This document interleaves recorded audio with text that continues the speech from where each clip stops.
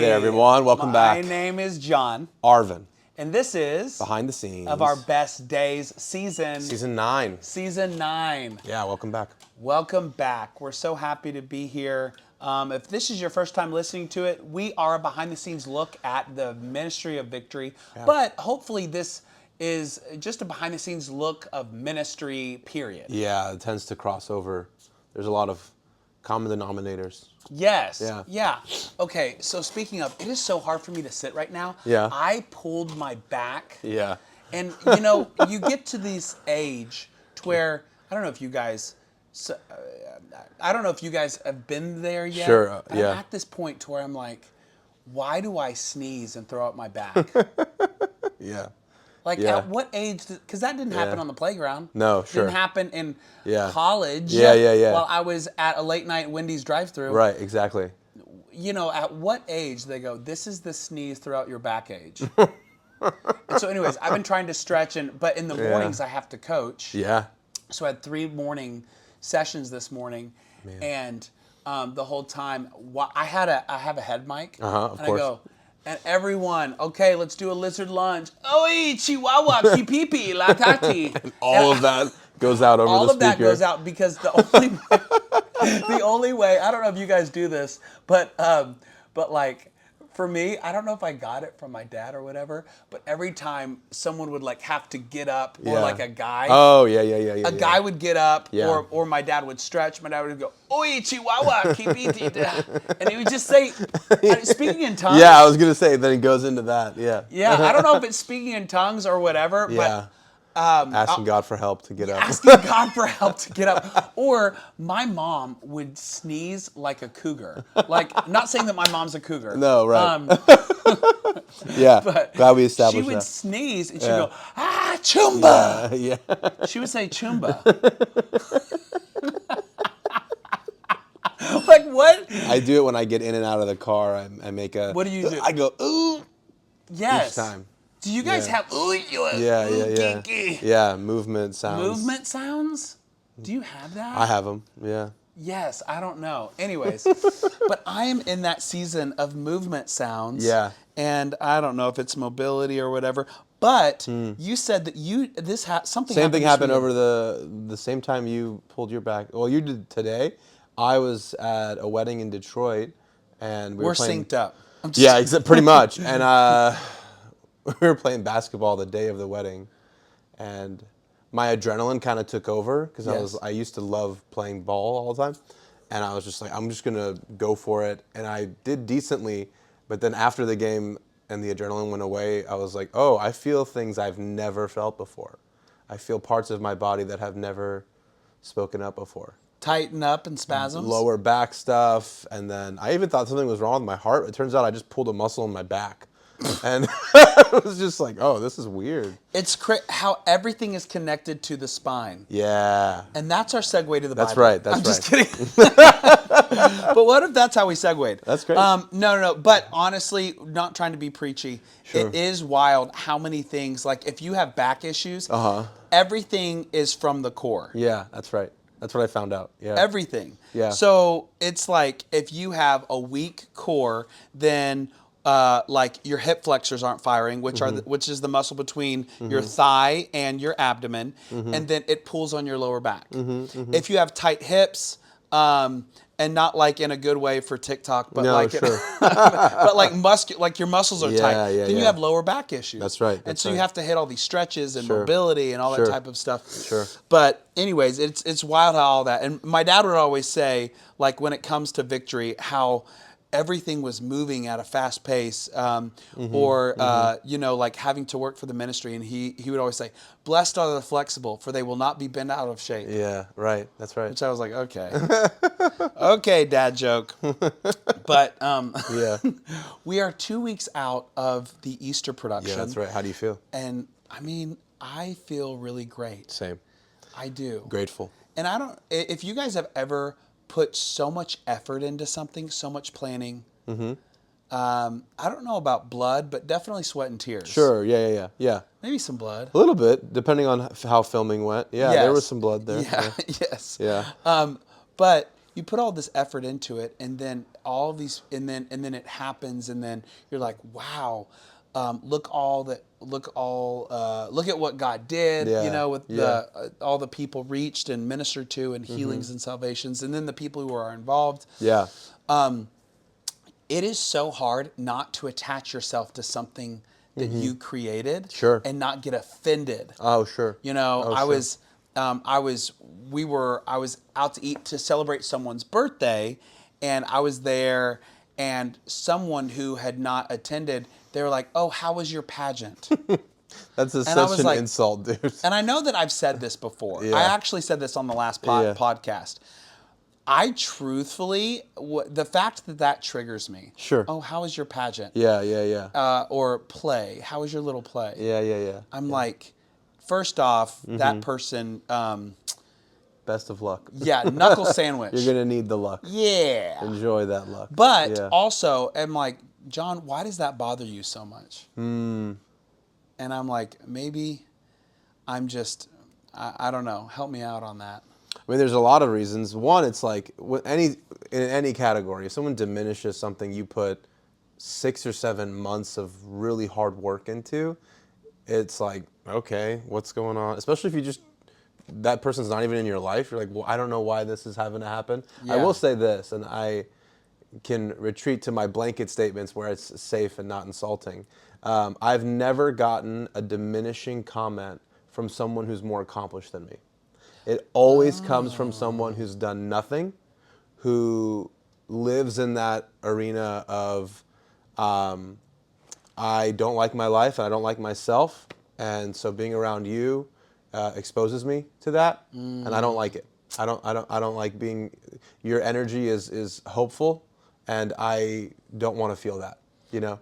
Wow. That's how But I agree with you. anyone that I've heard stuff from. If there are people who will look at these shows, these productions, and will have what's the word, helpful feedback about what could have been done differently or better, and it's all the essence is so different. It smells so different because you go, that's a good idea, and then we have often taken feedback over the course of these last several years and included it in the future shows. So they get Yeah. incrementally better when we talk to people who are more accomplished than us, who also, when they look at something like this, they go, this was so much work. I know this was a lot of work. I know that shot was a lot of work. I know that song took a lot of work. I know, you know what I mean? Yes. So I've never spoken to anybody about these shows who is more accomplished than me, and they also want to diminish what we've done. It's always folks who have done nothing yet, and I'm not even upset with them about it. Right. I'm like, if you were to approach things a little differently, maybe you could do something. Yeah. You know, I've also been that person prior to this season of my life where you can kind of create a philosophy and unfortunately a theology around, well, why hasn't it happened for me yet? And here's why. Because God's doing this, and because those people are corrupt and greedy, and if they're doing something I'm not able to do, it must be because they're bad. It must be because they're evil. It must be because they're wrong or they're greedy or whatever. And I go, that's a tough way to live because... Yeah, because Yeah. you've just boxed in a person or a thing or something like that, and you know, and we're talking about a production, but maybe for you, Sure. and maybe you guys have smelled this at I say smelled, Mm-hmm. you at like a Thanksgiving lunch with extended family members, Sure, that's a great example. and you're telling them about something that you're very excited about, that you put so much effort into, Yeah. and a family member says a underhanded comment, and Yeah. you're like, why? Yeah. Okay. Yeah. You know, and then maybe you're the person who has said an underhanded compliment. Mm-hmm. And I just feel like it's the small foxes that Yeah. spoil the vine. So it's Yeah. like, I think it's just questioning. I've never wanted to be passive aggressive in anything. If I'm near someone who's done something very, very excellent, and like I said, Yeah. they've put in a lot of work and a lot of Yeah. effort. Yeah. There is a part of me, I'm not going to lie, that I'm like, wow, that person is better than me. I wish I was better than them. I'm not going to lie. Sure. That's human. I have felt those feelings before. Yeah. But then immediately, I feel like within the last 4 to 5 years, what has helped is I've said, what does that person need to hear right now? Mm-hmm. And then I've gone out to that person and I go, oh my goodness, that conference opener, Yeah. that production that you Right. did, the film that you did, Right. you have such a great eye for Yeah. for capturing light, Yeah. for capturing these characters. Oh my goodness, you're such an incredible choreographer. Yeah. Like when I see what you've done, Yeah. and I find myself that as I'm saying those things to those people that I've interacted with, and these are people who are doing things maybe not at church, but in the secular realm. Sure. You know? Sure. But they're friends of mine. Sure. And they have done things in, when I say secular realm, not in the church. Yeah. And they've done things and they'll post about it on social media, and Yeah. it is truly awesome. Yeah. And I do similar things to what they're doing. I have found that as I have been encouraging to them, whether they take my encouragement or not, it has actually encouraged me. Of course. I'm always Yeah. like, Yeah. John, It cleans you good out. job. Yeah, it does. It really does do that. Any air of like, there are things that, if we can be blunt, if we are here in our standard of excellence, and there are things that are less excellent, or there are things that are more excellent, or bigger budget, or bigger whatever, the through line between cringy, corny, all the way to what we do, all the way up to the biggest things in the world, the through line is sincerity.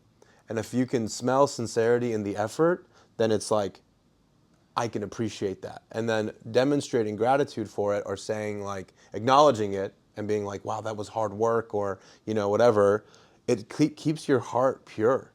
Yeah. And that's a great feeling. There are things that are, we could all point to, that are big budget stuff, but because of a lack of sincerity, because it's a money grab, it just smells kind of off. Then there are things that I could look at that are like very derivative, very corny, very like, okay, that was, I don't even know if that's true to how Scripture operates. Sometimes people get upset when you talk about what's really in Scripture and the nuances of it. They go, I like a watered down, simple thing. He just does everything perfectly. If there's sincerity to it, or if there's an innocence to it, I can admire what's going on, So you can admire sincerity Yeah. and innocence. Yes, absolutely. Which means like they're pure motives. Yes. And yes, I love that. And I think, as those of us who are listening, if you are looking inwardly at your life, is what I'm doing and what I'm saying, is there a sincerity to it? It's such a dangerous topic, dude. It's so dangerous. Is there a sincerity to it? Yeah. Because, for me, I don't ever want to conjure up a conversation if I'm in an elevator. But I'm like, if someone goes, hey, how are you? And I've heard a stand-up comedian goes, there's only two answers. There's only two answers that you're allowed to say, and it's fine. Or you can say, fine, thanks, how are you? Yeah. But you never tell people about your life. But there's times where I have this like, oh, John, but that's not sincere. Oh, sure. And so then in an elevator, or maybe I'm passing through the church lobby, I want to be like, hey, how is, last time we talked, your wife, she was like starting like a bouquet of like a bouquet flower business. Yeah. How is that going? Yeah. Oh, that's going great. And, Yeah. and then we start talking. Okay, well, it's good to see you. Yeah. I try to think of something personal, or I'll say, what are you grateful for? That's good. Yeah. Because then it's low. I don't want them to feel pressure, but I do feel this conviction of being sincere. Yeah. Even in small moments. Yeah, absolutely. Sure. And there's certain people who go, well, stop being fake, stop being fake, stop being fake. Yeah. And I think I've been so afraid to be fake Okay. that I'm like, I do want to make sure that I'm sincere. Yeah. I have the opportunity to work with our campuses. So we have Victory Manford. Right. And then we have Victory North. Victory Manford is at our camp. And it is a much smaller number of members, and it's such a wonderful community, and they're so sincere. Absolutely. And they mean everything. And whenever they decorate for Mother's Day, it's not this, they don't have, it's all these volunteers coming together to decorate for Mother's Day. Yeah. Same thing with Victory North. Yeah. It's this smaller church. Victory Central has thousands of people here. Sure. And this one has less members, but everything is so sincere, and I love that I get to be exposed to that. I love that my kids get to be exposed to it. Absolutely. Because my kids are like, well, we're Darties, right? And so like we kind of own victory, and I'm like, you don't own jack. Squat. You don't own jack squat. Yeah. John, your dad doesn't own jack squat. Yeah. Victory was built off of offerings. Yeah. So yeah. everyone who is here owns Yeah, victory. Yes, that's my parents were beautiful. the founders. Sure. Paul and Ashley are our pastors. We Yes. love them, but we all own it. Yeah. And so, anyways, I say all that to say that I love that my kids get to be not Victory Central is sincere. Yeah. Like, oh my gosh, the weekends are very beautiful and wonderful, and you meet wonderful people. Of course. But sometimes in the big mass, it's hard to be. It's hard to have sincere moments. Sure. At least for me, being in service, being on the front row, or being in worship, or and so I like that my kids get to be involved in that. Yeah. But all that to say, sorry, that was a rabbit trail. Coming back to what you were saying is asking ourselves, are we sincere in what we're doing? That's right. Yeah. And that's, I think the folks who are like, well, be authentic, don't be fake. That's a very two-dimensional way to approach something. Like, that doesn't mean go bleed your emotional position in life on everybody you meet. Don't trauma dump Yeah, on that's people. precisely. Like, a real nuanced adult way to and mature way to approach something like that is more so like, typically when you enter a specific environment, depending on your level of intelligence or emotional intelligence, you can kind of perceive.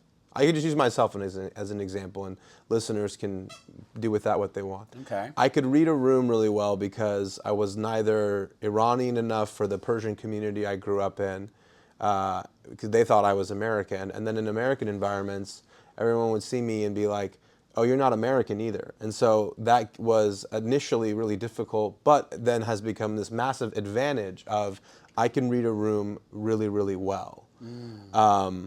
But what I would use that for is if I felt uncomfortable or if I had not figured out who I was in that space, I would simply look at who was seemingly the most impressive in that room, and I would mirror them really, really successfully.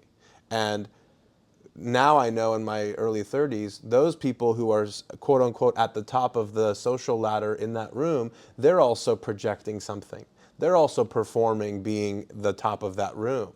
So when they see me mirroring that back to them, they go, oh, he's affirming that I am what I'm pretending to be. So then I would get myself into the elite crowd that way. And this was in college, this was in school. Yeah, this is how I grew up. Teenager up into 20s. And really, after getting married and entering my late 20s, early 30s, I realized that being a chameleon in environments is my version of insincerity. And so would be individuals who I just didn't want to feel the weight of my own identity. I didn't want to deal with the consequences of what my actual opinion was. Yeah. And so I would mirror what I thought people wanted me to do, especially in a faith context, so that I could passively kind of float to the surface. And as I've entered my 30s, I simultaneously asking God to continue to make me the person He has in mind for me to be, I am losing that chameleon ability. And you're becoming more and more Arvin. That's right. And thankfully, it's less harsh than I think if I had tried to do that earlier on in my life, where it's like, certain people want to like flex or square up and just be like, yeah, this is who I am. Like, this is, there's an arrogance to it. On my end, it's more like I'm more quiet more often, and I don't reach for what could I do to impress this person, or what could I say, who could I name drop, what could I, you know what I mean? Yeah. So it's nice to get there. Oh my goodness, Arvin, this is something that has been one of the biggest struggles I know for me. Sure. And those of you guys who are listening or watching, maybe you guys can identify with this. Have you ever been in a situation to where what people are talking about, you actually don't care. Right. But because you want them to like you, Sure. or to laugh Sure. at something that you say, Yeah. or or just be like, you say something that you do not mean. Sure. Right. I have done that hundreds of times. It's every PK's story to some extent, because So you're trying to figure out who you are, and then your parents have this not brand so much as like this is their flavor of life, and it's church, and it's what every family thinks about your family. And so you just kind of are like, I need to simultaneously affirm the campaign of our family that my parents really believe in, and I'm still trying to figure out what I think and what I want to project and do. So it puts a person in an unfair position, but the reward or consequences are more severe. If Yeah. you're being forced to investigate yourself more than the average person, and so, and there are other areas of life. You don't have to be a PK to experience this. Like I Right. think life in general, reality and adulthood in general, like when you find out you're having a kid, like everyone, our friends who have been in that position, and I hear them, I'm like, yeah, that forced you to either grow or become way, way worse. So there's Right. this like widening delta of like you're either gonna like be forced to figure yourself out and trust God, or become delusional and not trust God. And so Yeah. the consequences are either way better or way worse as you get older and all that stuff. So yeah, for myself, it's become how do I operate socially without pretending, without performing. And there is a grace for that. When you're talking about someone talking about something you don't even care about, I've started to be able to go, what does this mean to them? Yeah. And then I can relate to them because I go, I know things that I care about as much as this person cares about pickleball. You know what I mean? Yes. Or whatever else. And it's like, yeah, okay, so you find ways to find commonalities with people. And yes, it's an energy draw because I'm an introvert. I recharge privately, but I can at least enjoy a social environment that way far more than if I was to pretend and perform and try to be like exactly what I think that person wants me to be in that moment. And at first it's very scary and it's very dangerous, but then what I have come to discover is that over time it actually invites that person into the same level of sincerity and authenticity and being like, yeah, this is how I feel, you know? I know what you're saying, and I enjoy that because I love it when someone says, when I'm in a conversation with you, I feel like a breath of fresh air. Good, yeah. Or I Yeah, feel yeah, yeah. at peace. Beautiful. Yeah. Someone said that to me, and I'm not bragging on Sure, myself. that's great. Someone said that to me. I was at my daughter's volleyball practice, Yeah. and someone came up, and they exasperated, like Yeah. long weekend. And this was Sure. on, Sure. I think it was on Saturday. Yeah. My daughter was playing a volleyball game, Yeah. and this parent began talking to me, and I actually don't remember what we talked about. Fair enough. Yeah. But by the end of it, they're like, I always enjoy talking to you. Yeah. And we're not close, Sure. me and this parent. Sure. And I was like, and I told them, I said, I think that's the greatest compliment I've ever had. Yeah. Is someone saying, that was like a breath of fresh air Yeah. because I feel like I can just be myself around That's you. the biggest deal. Yeah, absolutely. And I was like, Yeah. well, yeah, I would want you to be yourself around me. They're like, yeah, I just don't feel like you would judge me. And I'm like, well, you didn't tell me that you shot up heroin or anything. Not that I would judge you Sure. if you did. Yeah, yeah. I mean, But they're I'm not a just being heroin themselves. fan, Sure. but No, neither am I. Yeah. but Yeah. And so, anyways, and I think that one of the greatest things that I love about Jesus, as you look through the scriptures, Yeah. is how approachable he was. That's right. Absolutely. How Absolutely. approachable he was. Yeah. He was still a dude without sin. Sure. Yet all the sinners just felt so Yeah. at home by Isn't that him. wild? And it's unique. There are certain people that I don't feel at home by because I'm like, they have there's a perfection or Sure. a non-sincereness Yeah. around them, and it's probably not even their fault. They've been trained. Yeah, they think that's how they. Yeah, that's the thing. It's within ministry. I'm talking about within ministry, Yeah, it's around a matter the Christian of they realm. think this is how I survive. If these people knew what I struggled with or how I actually think about these things, they wouldn't like me so much. I wouldn't get as many opportunities. So what it really comes down to is saying, I don't trust you enough, God, to be myself. And so I'm going to try to survive in this context by mirroring other people's behaviors, and hopefully that'll get me. And I've done that and succeeded enough in that in my life in my 20s. But the problem with that is you hit a ceiling, you don't know who you are because the person you're talking to determines who you are in that moment. Yeah, like you said, what's, you mirror, and you become a chameleon. you just go, what do I have to do to make this person like me? And unfortunately, they might very well love you, and now you're trapped. And you go, oh boy. And then it's the tension of dishonesty. And then here's the biggest problem. The grace of God does not apply to deception and fake. You've said it The so many grace times of before. God does not apply to deception and fake. Yeah, like you said it before, he's not going to empower who you pretend to be. Yeah. He's going to, who you really are. And so as I've dealt with that, I'm like, let's try to just be Arvin. And I always thought, oh, what's going to happen is my worst thoughts about this person or this institution or this sort of thing, attitude, is what I'm going to start sharing with people. And I was nervous about that. I'm like, I'm not going to survive if that's how I operate. And what ended up actually happening is I found myself, this is where the sincerity thing came out. It was like, oh, if this person's being sincere, I can't think of any jokes about them anymore. So what was really happening was my desire to hide who I really am in shame and for survival would make me mirror who they are, and then I would resent myself and hate myself, and then I would resent and hate them too. And I'd feel And that was a cycle that you were stuck in. That's right. And I'd go, these people are fake, and it's like, no.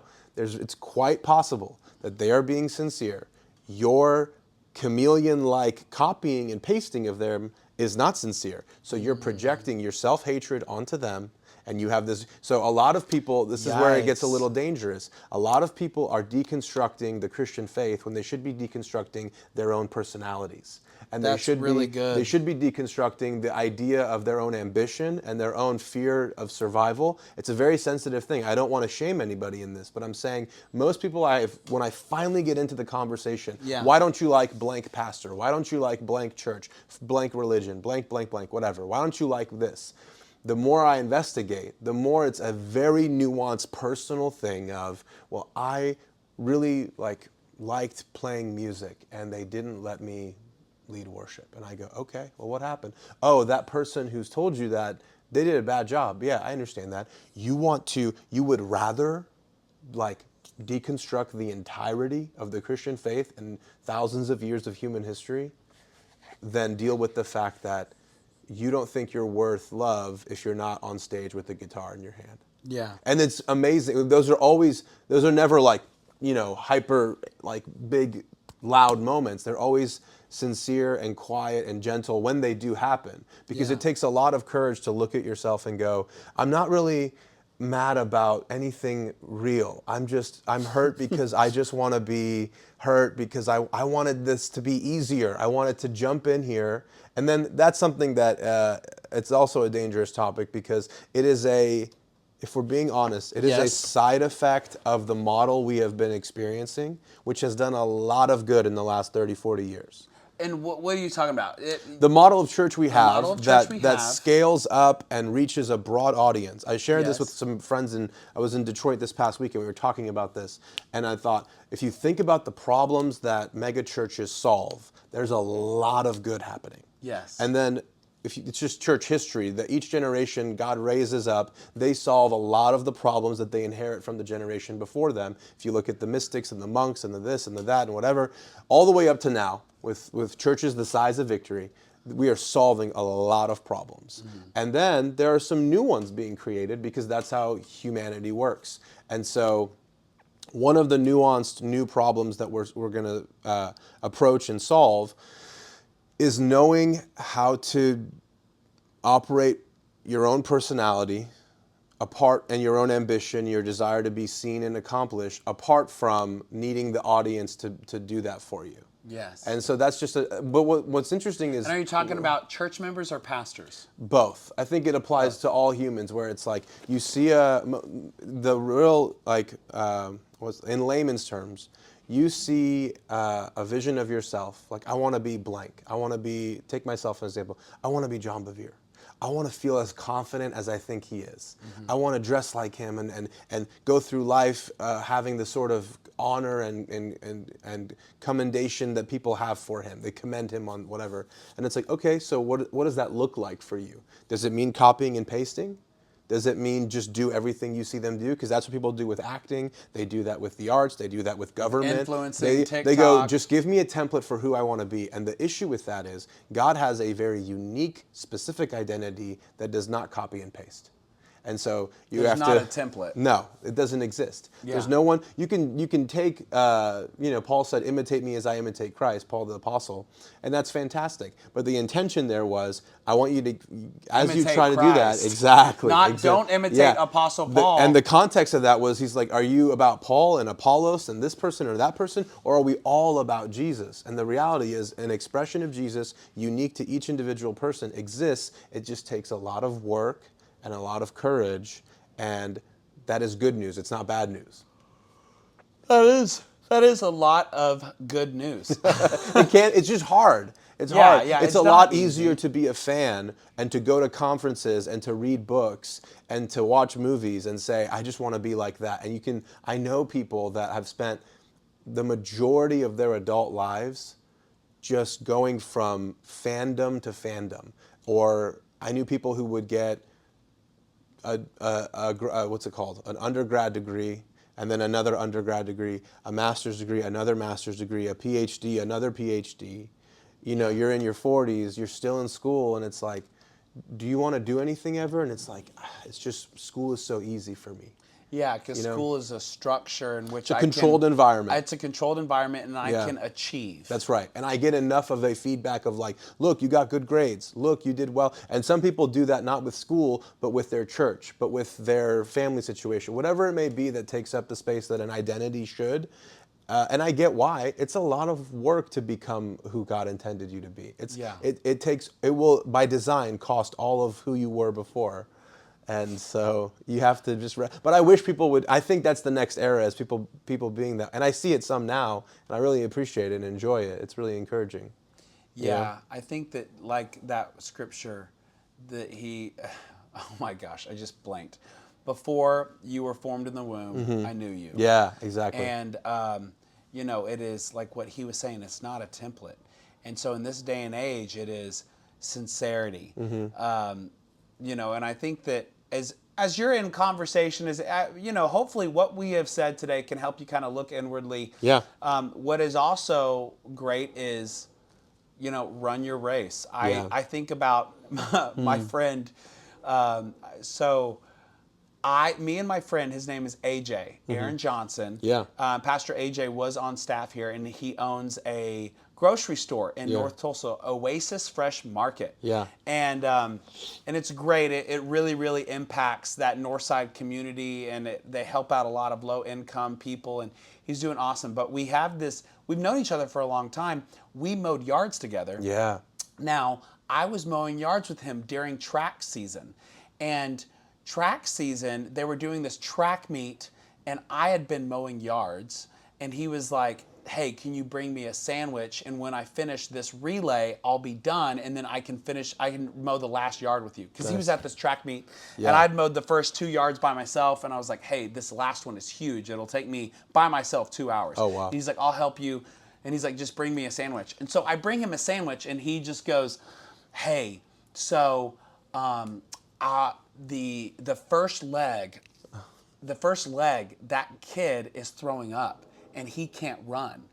And he was like, well, you run and be this guy. Oh, wow. And I was like, and his name was Jared. And he was just like, will you be Jared? And I was like, no, I can't run. And he was like, dude, you're fast. And he like hyped me up. Yeah. Ultimate hype man, Yeah, AJ is. of course. And I was like, okay, well, I had grass on my legs from weed eating. You know, whenever it just sprays your body with grass. Yeah, of course. And I was like, and he goes, here, I'll go to the bathroom. He was sick, this guy Jared. Yeah. He takes off Jared's. Now, here's the thing. My senior year, I was 230 pounds. Yeah. I'm 200 pounds right now. I was 30 pounds heavier. Sure. I looked like a brick. And this kid who was running was 130 pounds. Incredible. And he goes, put on his track outfit. And it had his name on the back, Incredible. Gordon. Yeah. And so I was this kid, Jared. Yeah. And I wore his track outfit, and it looked like a shoestring on a Christmas ham. It was so far up my butt. It was inappropriate. Okay, and now picture getting into the blocks. Oh my. And everyone was dying laughing. I'm sure. Oh. People in the stands, they thought it was a joke. They're like, no way. And the tracksuit, I looked like Chris Farley off Tommy Boy. Yeah. The tracksuit did Yeah. not cover my belly button. Incredible. And I just, oh gosh. Solid friend, by the way, that you put that on. Yeah. And I was literally like, whatever. Yeah. I was like, I said no twice. I was like, no. Yeah, and they're like, do it. And I was like, fine. And so I just did it. And I was like, I'm just going to try my best. And I was like, you guys can't get upset. Yeah. Anyways. And, you know, I was running as fast as I could. Boom, they shoot it. And I run, you know. And I had never practiced the baton pass. Incredible. And I actually was in second. I was beating all these small, skinny guys. Good for you. I was booking it. Yeah. I was like, boom, boom, boom, boom, boom. Yeah. Now, I had thigh rash. I'm sure. I had to rub so much Vaseline between... Y'all, any big-legged people? Y'all know what I'm talking about? Thunder Vaseline? thigh life, yeah. People have big backs today, but I had big legs. So, anyways. But because I had never done that before... Yeah. We messed up the handoff. Gratefully, we didn't drop it, because if you drop it, you're disqualified. Yeah, that's right. But it ended up we couldn't. Yeah. And finally, he grabbed it. Yeah. But by that time, he was in last place. And AJ was the last leg because he was the fastest. And he ran it in, and I think he beat like 2 or 3 people. But we ended up finishing like fifth out of 8. Sure. And it all came down to the exchange, because I had not practiced it. Of course. But it was because I was literally trying to be someone who I wasn't. And it worked for a while until the exchange was... Fascinating. Does that make sense? That's so good, dude. It worked until it didn't. Yeah, that's amazing. And I think that so many of us, we like put on this thing and people are laughing, and then it's like, this does not look good on them. Oh, wow. And we run this race that's not even our race. Incredible, dude. We're in the wrong lane. Incredible, And then dude. when it comes time to pass the baton, we fumble it because it was never our race to run. Wow, dude. That's very good. And, you know, I'm more, and maybe you're more of a shot put person Yeah. instead of a relay race. Sure. Wow. Now, and that's why I think it is important to run your own race. And you cannot do that pretending to be someone else and it's okay to look at what someone else has and be like, man, it would be great if I had that. Sure. But the difference between envy and jealousy is I want that, and I don't want them to have it. I want them to not have it anymore. Yeah. That's envy. Yeah. And that's a sin. And then jealousy is a sin, is just being jealous of what they have. Yeah, sure. But envy is like another step. And so anyways, is always trying to be like, is asking yourself, okay, am I sincere? If I'm not sincere, is it because I do not like who I am? Yeah. And if I do not like who I am I truly running the race that I'm supposed to be running? That's right. Or am I just shadowing and mirroring someone else, expecting for God's favor to fall, but God's favor is like, well, I can't fall on you because you're not being you. Right. And so anyways, in closing, what are your statements with that? I would just say it's very human that you show up and you see what your society is applauding. Yes. Like, we are cheering for this person because of this accomplishment. And so you go, I want the acceptance that I imagine this audience is giving that person, so I'm going to copy them and do what they did. But the reality is that time is going to move forward. You don't know what that will be in the future. And also, there will come a day where, this is why a lot of people exit the Christian faith they are raised in when they get to college. The audience changes. And what the audience applauds will change as well. And so if you look at human history, the things that audiences applaud, the Roman Colosseum is what it is because audiences enjoyed food and circuses. They wanted to show up and watch people kill each other. That's insane. That was the valiant thing of the time. And you're like, the good thing is, it should be the case that meeting Jesus exempts you from that rat race. Amen. And you get to say, God's my audience. And the last thing I'll say is, even if your audience is quote unquote godly, if you only live to please them, you are limited to their understanding. If you make God your audience, you are limited to his understanding.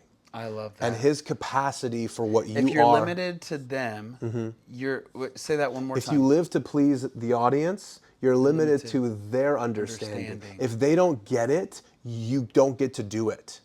You don't get to say it. And you then don't you're get to in be frustration. it. That's and right. You get depressed. Yes. And then the second And part. then if God is your audience and you live for him, you're limited to his understanding, which is out of this universe. Precisely. And the last thing is, That's great. what that will do is, by the time the audience collectively, the bigger the audience it is, the longer it will take them to understand something, which means by the time you get what they like and you replicate it, you are living in the past. You are replicating something that worked in 2013 and you're in 2025 and you know what I mean? Yeah, you're doing Vine and a TikTok That's page. right. Yeah, exactly. But with God, he is thinking of, it says in John 16, the Holy Spirit will tell you about the future.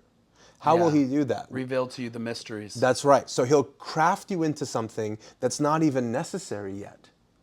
And then next thing, lo and behold, you no longer care for what the audience will or won't say. They can't sway you. You're just being yourself. And then the outcome is up to God.